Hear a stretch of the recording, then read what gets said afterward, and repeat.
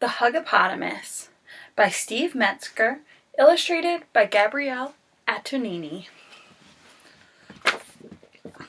Huggapotamus. Albert was his parents' pride and joy.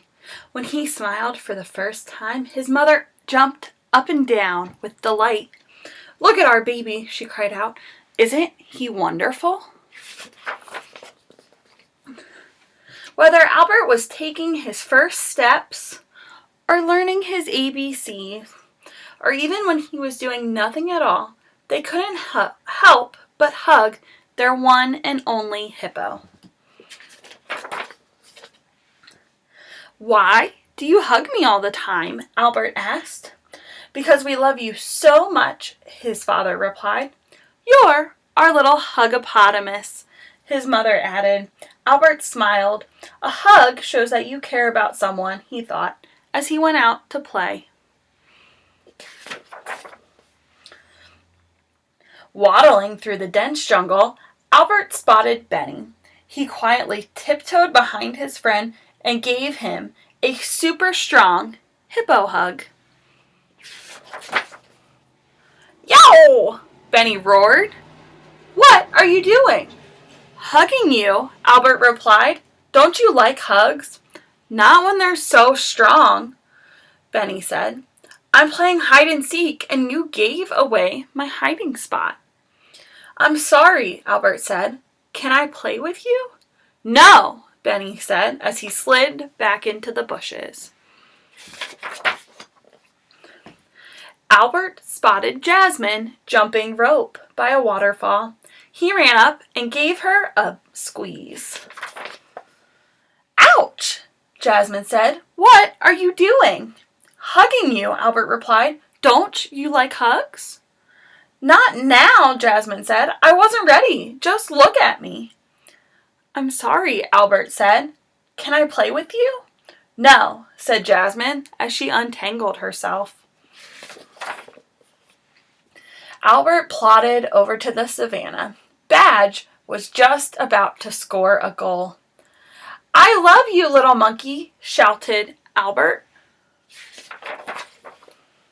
"Ah!" Badge exclaimed. "What are you doing?" "Hugging you," replied Albert. "Don't you like hugs?" "You made me miss my shot," Badge yelled. "You're just too rough." "I'm sorry," Albert said. "Can I play with you?" "No," said Badge as he dashed after the ball. Albert slumped down into the shade of a bobo tree. "I was only trying to show my friends how much I care about them," Albert thought. "Now nobody wants to play with me." Albert watched as Benny, Jasmine, and Badge began a game of freeze tag. "I wish I could play too," he said, "but nobody wants a clumsy hippo in their game." Then Albert looked up and saw that Benny had been tagged. He was frozen in place. "Benny needs my help," Albert said. He barreled towards his friend, rushing faster and faster. "I'm coming!" Albert ran so hard that the earth trembled. He ran so hard the tree shook. He ran so hard his friends stopped playing. "Uh-oh," Benny thought. "Not again." But Albert remembered what his friends said about his hugs. Too strong. Not now. Too rough. He slowed down and skidded to a stop just before he reached Benny. "Can I play with you?" Albert asked in a calm voice. "I won't hug you unless you want me to, and I promise to not be so rough." "Sure," Benny said, letting out a deep sigh. "You're it." When the game ended, Benny, Jasmine, Badge huddled together. "What's the matter?" Albert asked. "Did I do something wrong?" "No," Jasmine said. "We're proud of you. Now we want to give you a hug. Is that okay?" Albert nodded and smiled shyly as they wrapped their arms around him. Not too strong, not too rough. The perfect hug for a Huggapotamus.